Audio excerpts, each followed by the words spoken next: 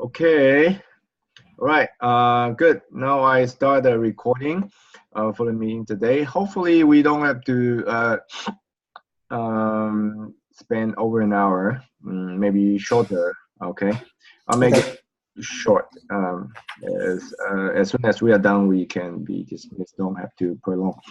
Now, I will use the PowerPoint I use in other class as to illustrate, okay, and it Okay. should do the job. And then I'll also introduce handy software which you don't take very long to learn, and it's very handy. And because I don't like tables, you have to refer to a table, or Excel do a good job too, but not as good as this one in terms Okay. of interval estimation and hypothesis testing, because this is designed very well that you just plug in the numbers and you get the answers immediately. So it saves your time. All right. We are as I mentioned, I use another textbook for this part, and then we come back to our textbook. Okay. We talked about confidence intervals for one population mean, which is we have several different population means that we need to construct confidence interval for.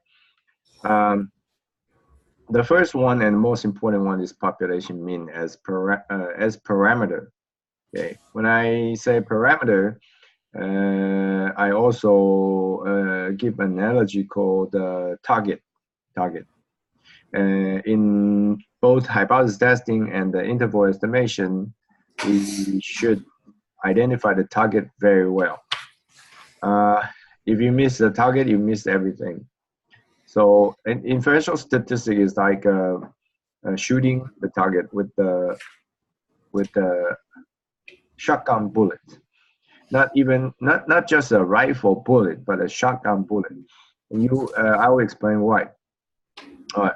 That's why, because shotgun bullet hit the target with the range, and rifle hit the target with the point. Which one will capture the target with higher probability? It definitely is an interval, is a range, right? Shotgun, yeah. So that's a rationale here, similar to constructing confidence intervals for one population mean. Later we will see different targets, like one population proportion, like one population variance, like and then we'll move on to two populations. The differences of two population means. The difference is the two population proportions, and the ratio of two population variances. Okay, so these are the in general there are at least 6 or 8 targets that we will measure, and for each target we will have a bullet. Okay, when I say bullet, is a what? Is a point estimator, right? And the specific value of the point estimator is point estimate. Called point estimate. So a point estimate of a parameter is the value of a statistic used to estimate the parameter. All right. And so that's let's see. Now, confidence interval, like what I said, is like a range. We have upper bound and lower bound, and we say, okay, this is an interval, and this interval include the population parameter. In this case, is population mean. And so we use our sample mean to construct an interval along with the population standard deviation or sample standard deviation to construct a confidence interval and use that interval to say, oh, okay, this interval 90%, 95% of the time, or 99% of the time, or 90% of the time, depending on your alpha value, then we'll capture the population parameters. Okay. And the 99, 95, 90% confidence level. Right. So this is the rationale. Another analogy would be example. Excuse me. This is the this is an example of how a confidence interval works. Okay, so here we have from a population of mobile homes, price of mobile homes. We have so many mobile homes in the United States, and so if you draw a sample, 36 observations, 36 mobile homes, then you have 36 prices, and then you take the average, you get one simple mean. And assuming that the sigma is known, population standard deviation is known, assuming that. Okay, so you will construct the confidence interval at, along with the sigma, you get the two bounds, and it's like this interval. And as you can see here, this interval include the true population mean mu. Although nobody know where it is, assuming 65 is its value, then this interval include the population mean, hit the target with a range. All right, with a range. Okay. So with that, then if you have 20 of them, what happened is we are talking about 95% confidence interval. So if you multiply 95% by 20, you get 19, which means 1 out of 20. Here we have 25. So, but it doesn't matter. 1 out of 20 will miss the target. Right? This one missed the target. Perhaps you may have 2 occasionally, but in average, if you theoretically you can take many samples like this, like 100, and out of 100 you may not get exactly 95. Okay, maybe you get 96, but then you take another 100, you get 94, and so forth. So in average is 95%. That's what it means. Okay, if it varies by 1 or 2, doesn't really matter. In the long run, as samples you draw increase in average, that will be the case. Okay, but in practice we don't draw that many samples. Just 1 will be enough, and then we say, all right, 95% of time this may hit the target, and 5% I'm not sure, and that's the way to report the significance, your confidence about how good is this interval. So this is a confidence interval. Okay, you know, it's you can apply this to different area: marketing, finance. Oh, what's a stock exchange rate? What's the interest rate? What is the return rate? What is the churn rate, and so forth. So you can use that this to estimate. Oh, what's a shoe size, right? Clothes size, and you know, the shoe size is not perfect. Everyone's shoe size, everyone's feet size, sole size is different. So use a confidence interval is one of the good way to describe it. Right. Okay, then we'll see the cases when sigma is known. When sigma is known, we use what? G test. Okay, and here is a table showing chart showing you the standardizing. When I say standardizing, that means you standardize X bar to Z.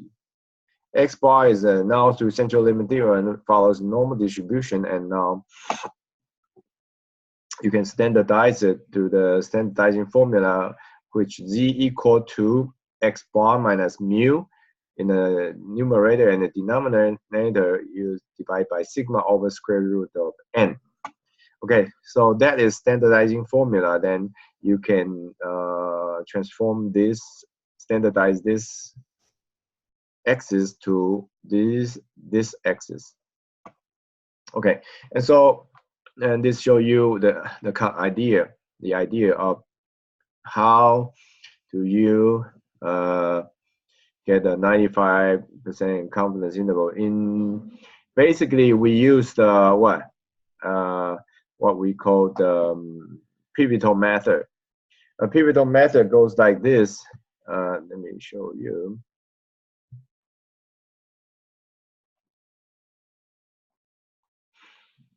Okay, so with this pivotal method, all right, now we know z is between 2 and -2 with 95%.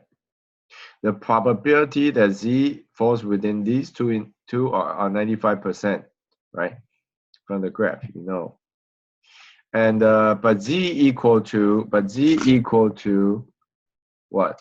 X bar minus mu over sigma over square root n.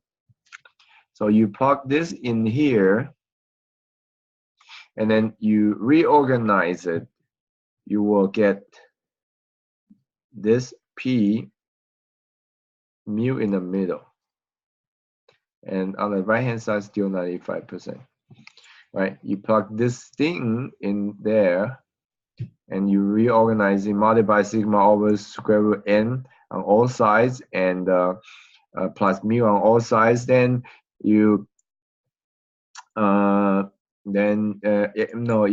subtract x bar on all sides, and then multiply by negative on all sides. You will be able to get x bar minus z sigma over square root n, and x bar plus z over sigma square root n. So this is what pivotal method. Okay. So this is the pivotal method. Let me pivotal method.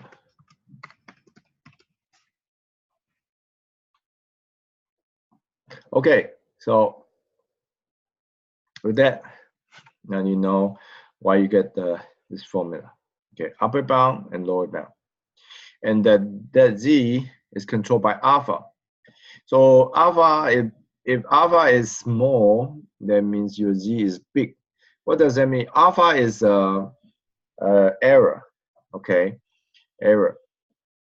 If you, and 1 minus alpha means confidence. The less error, the bigger the confidence. The bigger the error, the smaller the confidence.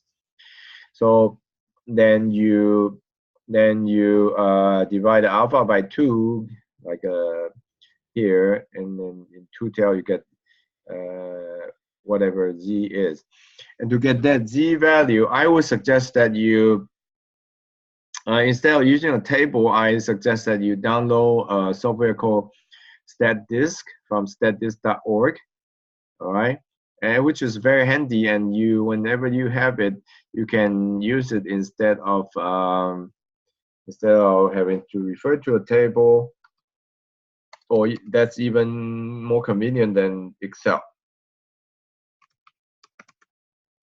Okay, StatDisk. All right, from here, you go to that website. Go to that website. Okay, you can download it for Windows or Mac, or you can open the cloud version. So regardless of what your computer is, it always opens. And then you have videos regarding how to use it. Click on this, you will see a lot of videos like here. Okay, and let me show you how easy it is.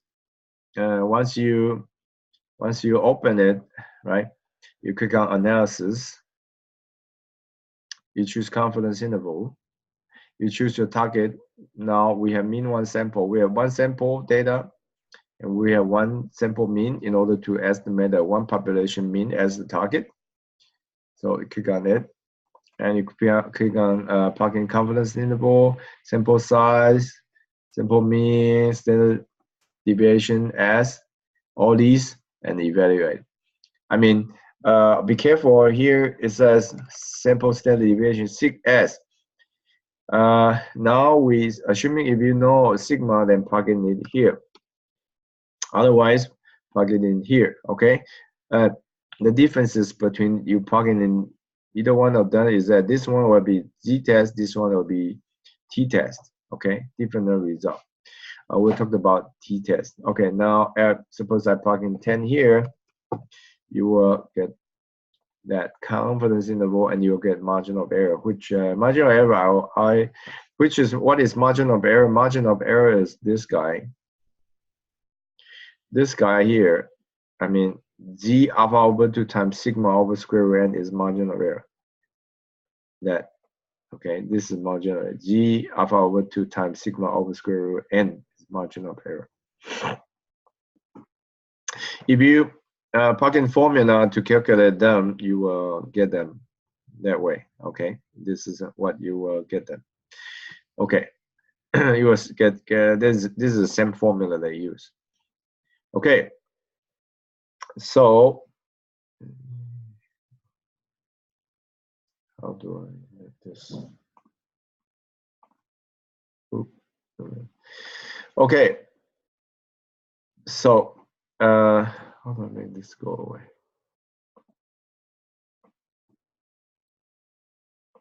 Yeah. Oh. No. Okay. Okay. Oh, I cannot minimize. Okay, like that. Okay. Go down.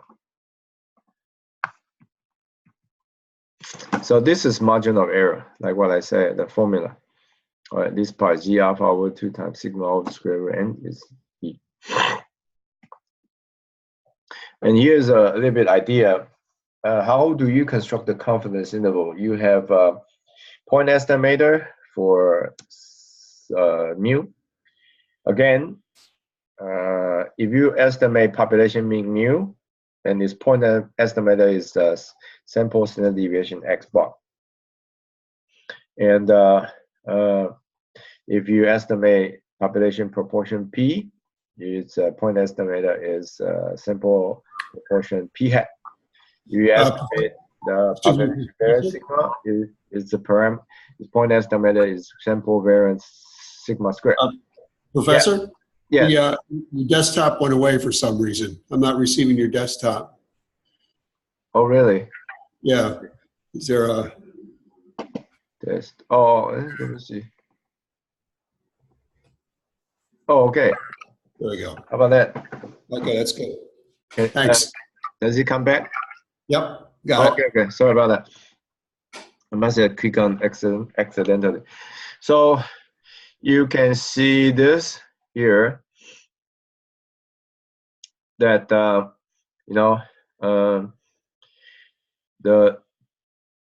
way confidence interval is constructed is by adding or subtracting the margin of error from its point estimator x bar. Okay, like this. Okay, here. All right. So and again, if you increase the alpha, that means you allow the larger margin, allow larger percentage of error, then your confidence interval will decrease. It means error will decrease. Okay, because you allow the larger alpha. Look, if alpha is larger, then the central area will be smaller, and your z will be closer to 0, and that will result in a smaller e, which will give you a smaller confidence interval. And so if you have small confidence interval, your confidence level will decrease. Yeah. But smaller confidence interval give you higher precision. Okay, so there's a trade-off here.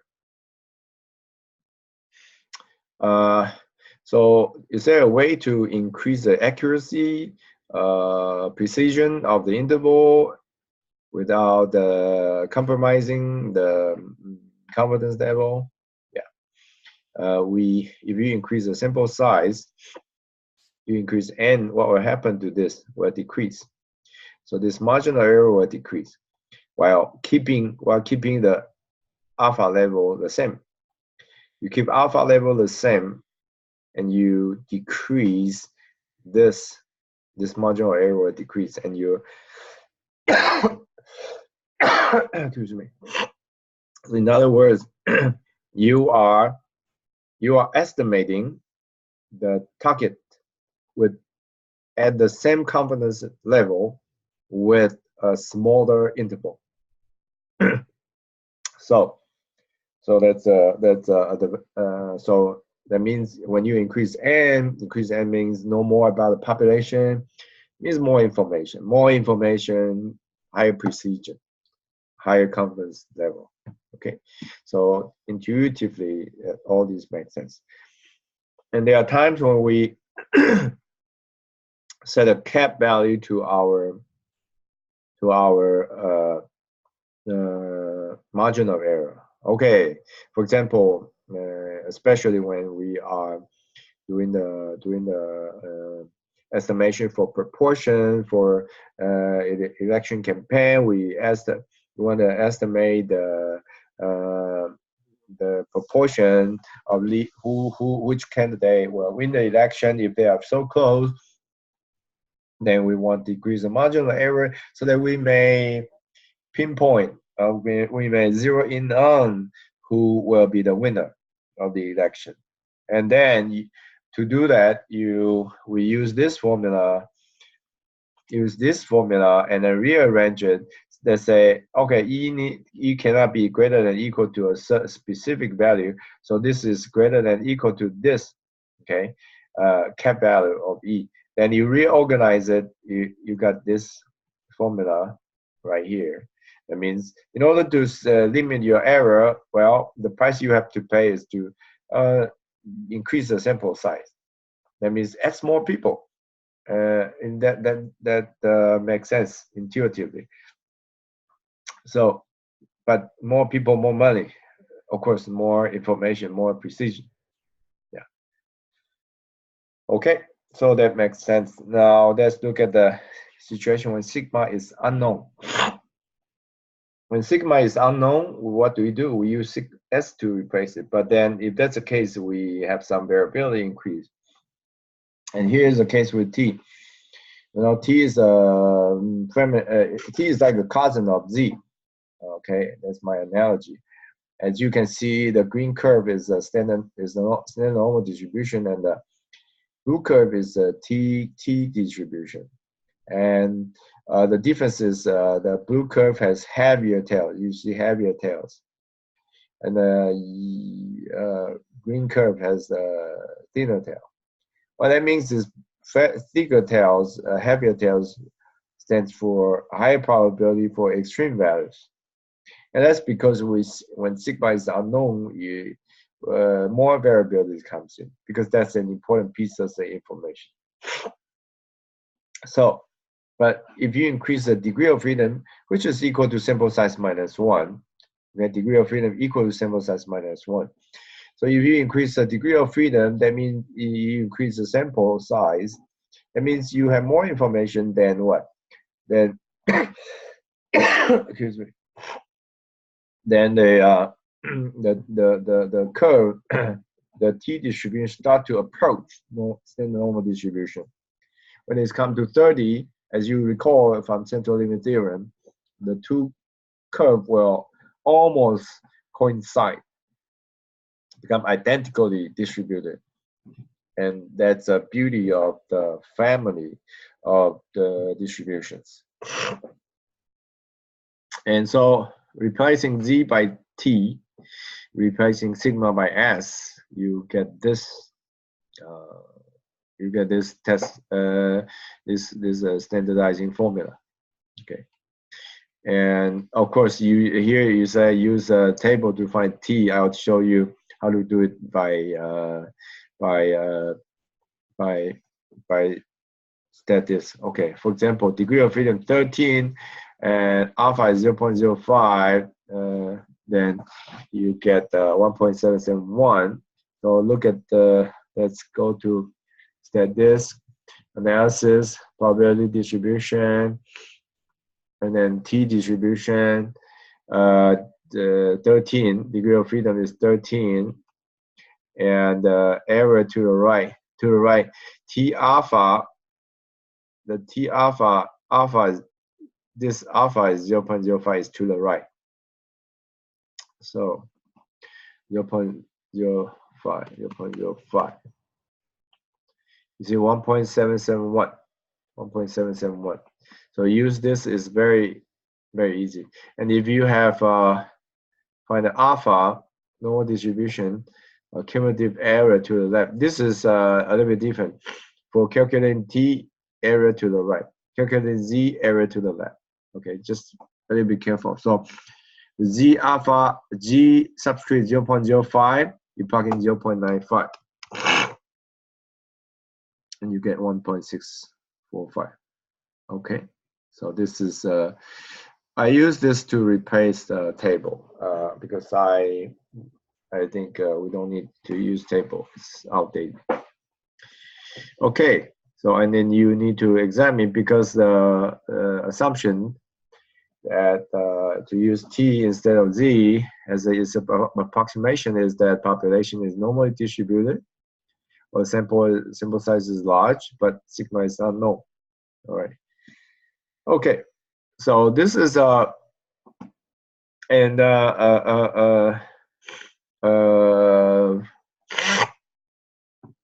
underlying rationale for all the targets.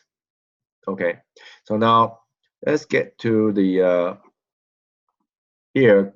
I will do this in a quicker way because right now, then you will. Let's see. Okay, so we will look at the 5, 6, 7. So it will follow the same rationale. Okay, more or less the same, but we will look at the what different targets where you have different formula for calculating the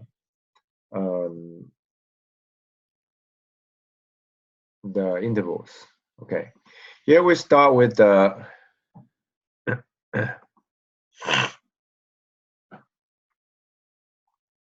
here we start with this notation to make it general, and so you replace theta by x bar and theta by mu, theta hat by x bar and theta by mu.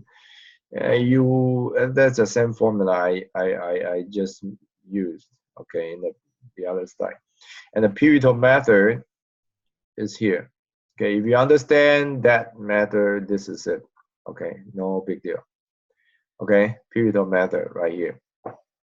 The same thing happened. You understand that? You understand this. Okay, this is how you construct an interval.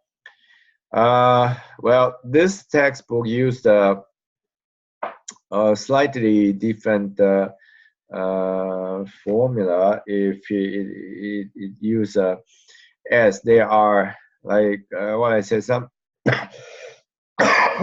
excuse me. Not all the here you can see the approximation here. It still use Z when sigma is unknown. So this is a special edition. Most other textbook assume that you have to use T if Z sigma is unknown. Okay. Okay. Anyway, So you can use either formula. I'm okay. Only if you use statis, you may get slightly different result, and I'm okay with that. Okay. Okay. You you can do this manually, or you can do this with statis. Okay. Yeah. All right. Confidence interval for population proportion. The same way the way you get calculate the this margin of error is a little bit different from the formula, but in principle, we won't be able to explain in too much detail. But in principle, this is the it's like a sigma over square root n. But this is because it's population, so it sigma is square root npq, and over n is when you put in the square root is n squared. So n squared and n cancel out. That's how we get the formula here. But you don't have to worry about that formula, because if you use statis and you plug in the proportion, you can try some example and you will see what I say. You go to analysis and confidence interval proportion one sample, for example, and you plug in confidence interval, sample size, number of successes. What that means is sample size, in this case, sample size is 60, success is 20. You plug them in, it will construct an interval without going through these cumbersome calculations for you. Okay. Of course, you can do this in Excel, but as I mentioned, Excel will have more steps to go through than statistic. Okay. So I want to save your time. Okay.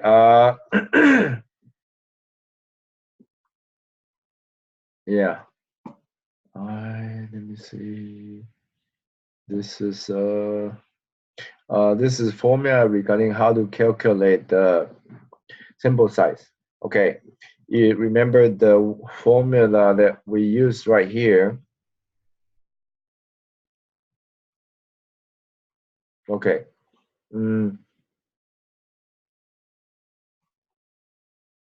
Replace this part by square root p hat 1 minus p hat over n, and then set it equal to e. Replace this part, okay, by square root p hat times 1 minus p hat over n. You will be able to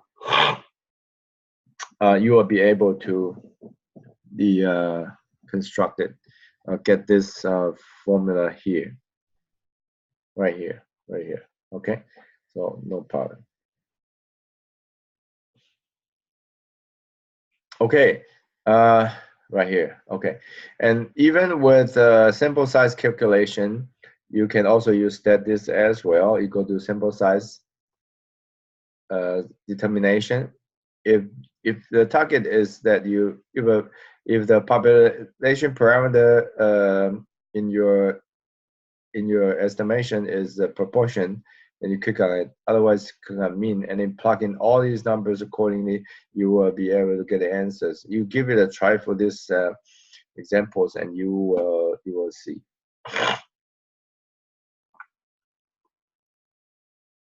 Then we use small sample size. Okay, the previous one, when sigma is unknown, we should still use z, is because why that is possible, because central limit theorem, you have to be a large sample size. Okay, otherwise otherwise you have to use t. Otherwise you have to use t, and with the underlying assumption that the population follows a normal distribution, you see, from the normal population. So you either have to have a large sample size or the small sample size, but from a normal population, to be able to use t instead of z to approximate this. This is the underlying rationale. Okay, and then you get it from the pivotal method the same way.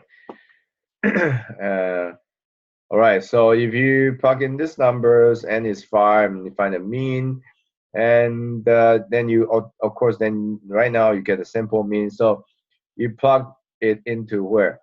Under analysis, a confidence interval proportion 1 sample, and you plug in analysis confidence interval mean 1 sample. You plug in sample standard deviation here. You see, this is population standard deviation. Don't plug in there. Okay, so you plug in there, then automatically you will use a t-test. So you go all of these questions to practice. And if that's the case, then you go to test for its normality. The way you test normality, you can go analysis, normality test under data, normality quantile plot. Okay, select the data, and then if all the data is in the same straight line, like here, or within this interval, then normality assumptions should not deviate too much, and is within acceptable range. Okay, let's see. Okay, now here, this is a sigma square as target. Okay, sigma square as target, then it become more complicated. We use this. Then this is where this thing follows a chi-square distribution. In the chi-square distribution right here, this thing on the right hand, I shaded here, follow that curve. And so, but it's called chi-square as a random variable. But chi-square is bounded by the upper bound and lower bound. So you use a pivotal method again. You plug in this thing in here to replace the chi-square as a random variable bounded by the two up bounds. You will be able to get the isolate the sigma square in the middle, and then say it's bounded by these two bounds as upper and lower bound to calculate its confidence interval. Okay, so this is, in this case, is a sigma square as target, but you can still use this where you choose standard deviation 1 sample. Of course, there it shows variance, but they are equivalent. So you pick that, and 95% or whatever sample size and sample standard deviation, plug all these in, it will generate interval for standard deviation and interval for its variance. Just square them both. Will be it. So based on what? Based on this formula.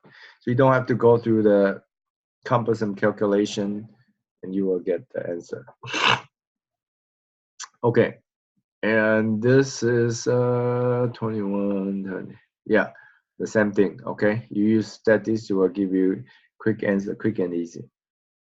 Of course, chi-square is based on the underlying assumption is normal population. So you test for normality. Okay. Now 5.7 is confidence interval concerning two population parameters. So two population parameters, we usually want to see if the two population parameters differ from each other a lot or not. So, so in this case, it's sample statistic used to estimate it is become x1 bar minus x2 bar. Okay, the target is mu1 minus mu2, and the bullet is x1 bar minus x2 bar. But its standard deviation has to be a merged one. Okay.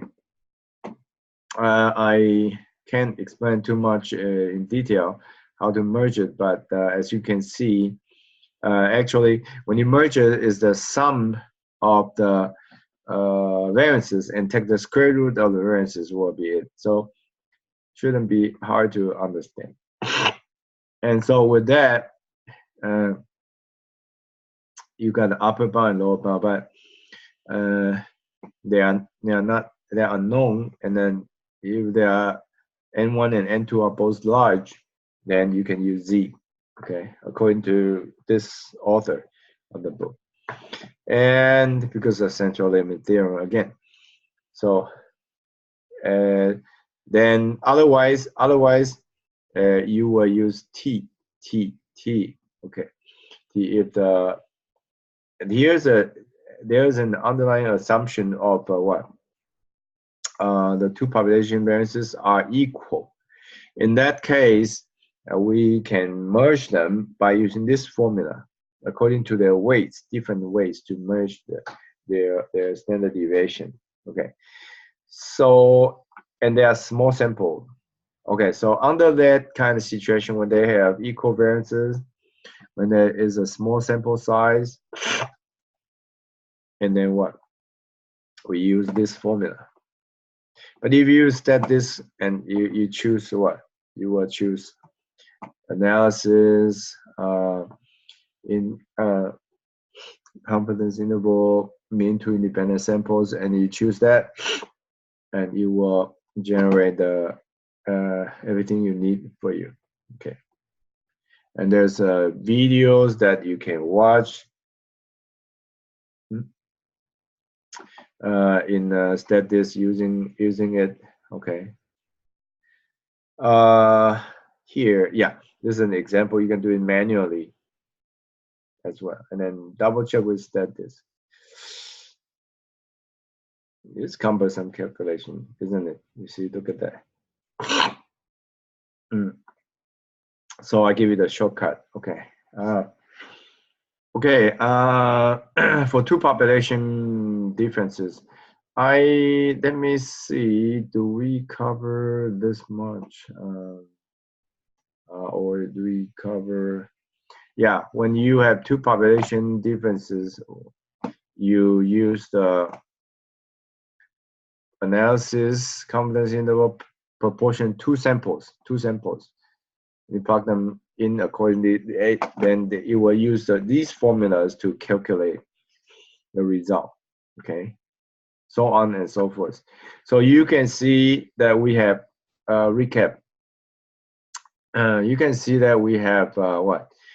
1, 2, 3, 4, 5, 6, 7 set of targets here, corresponding to what you just saw in the textbook here. Each one has its own point estimator to estimate the population parameter in its respective situation, and each one has its own standard deviation. Okay, as I should say, standard error to estimate for you to construct the interval. You can use a formula. There is a slightly different assumption. You can use the formula as I allow you. Doesn't matter. Okay, that's within acceptable range because there is a reason for it, because of central limit theorem. Okay, some authors require more strictly. Some are more flexible. So altogether acceptable. So either way, you want to use Excel, Excel or status or formula is okay with me. Okay.